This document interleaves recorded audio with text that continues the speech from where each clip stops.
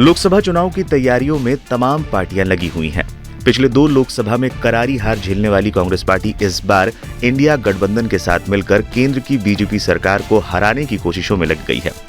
राहुल गांधी जहां भारत जोड़ो न्याय यात्रा निकालकर माहौल बनाने की कोशिश में है, वहीं पार्टी स्तर पर भी रणनीतिकारों की लगातार बैठकें चल रही हैं।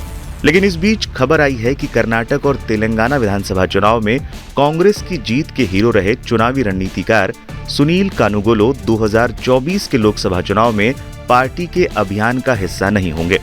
कानुगोलू इससे पहले कांग्रेस के टास्क फोर्स 2024 का हिस्सा थे, लेकिन अब वो पार्टी के हरियाणा और महाराष्ट्र अभियानों की तैयारियों पर ध्यान केंद्रित करेंगे।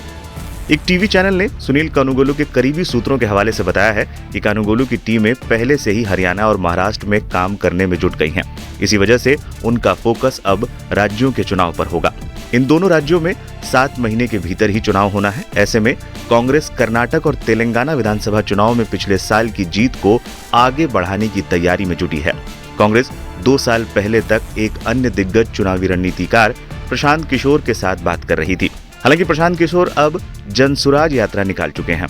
पीके के जाने के बाद सारा दारोमदार कानुगोलो पर था। हालांकि अब दूसरे हाई प्रोफाइल पोल मास्टरमाइंड भी आम चुनाव की तैयारियों से जुड़ गए हैं। जानकारी के मुताबिक सुनील को सोनिया गांधी ने पिछले साल मई में 2024 के लिए कांग्रेस की चुनावी टास्क फोर्स का सदस्य बनाया था।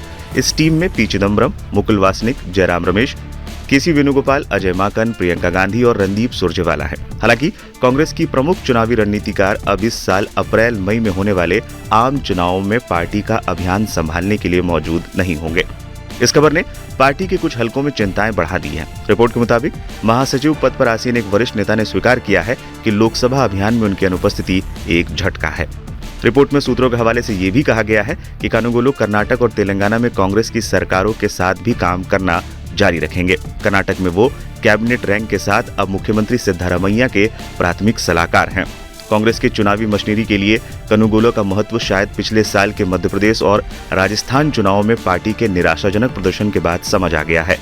ऐसी खबरें आई थी कि इन राज्यों में स्थानीय कांग्रेस नेताओं ने कानुगोलू की सेवाएं लेने से इनकार कर दिया था। कानुगोलू ने इन राज्यों के नेताओं के साथ शुरुआत में बातचीत की थी, लेकिन ना तो कमलनाथ और न ही अशोक गहलोत ने उनकी मांगों पर सहमत हुए थे। तीनों ही राज्यों में कांग्रेस बुरी तरह हारी। हालांकि सूत्रों ने बताया था कि कर्नाटक और तेलंगाना में जीत कानुगोलू को खुली छूट दिए जाने का ही परिणाम थी।